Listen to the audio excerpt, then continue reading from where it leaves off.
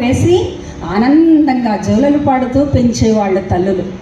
ఈ కాలంలో ఏం చేస్తున్నాం? అలా పెద్దగా టీవీ వాల్యూమ్ పెంచేసి దాని ముందర పడేస్తున్నాం. కొంచెం పెద్దగానే వాడి తినిపించే విధానం ఎట్లా ఉంది? ఉగ్గుపాలు పడుతూ పాటలు పాడుతూ పూర్వకాలపు తల్లులు హాయిగా కమ్మగా తినిపించేవారు. కానీ ఈ కాలంలో సెల్లు చూపిస్తే తప్ప తినడు వాడు. అప్పటి నుంచే వయోలెన్స్కి అలవాటు పడితే పెద్దగా అయిన తర్వాత వాడి గతి ఏం కావాలండి? ఉగ్గుపాలకు రంగరించి పోస్తున్నాం వాడికి ఆ వయోలెన్స్ని. రాముడు ఎట్లా అవుతాడు? ఒక రామకృష్ణ పరమహంస ఎట్లా తయారవుతాడు? ఒక వివేకానందుడు ఎట్లా తయారవుతాడు? మనమే తయారు చేస్తున్నాం వాళ్ళని. మిత్రులారా, పిల్లల్ని సెల్ఫ్ ఎడిక్ట్ చేయకండి.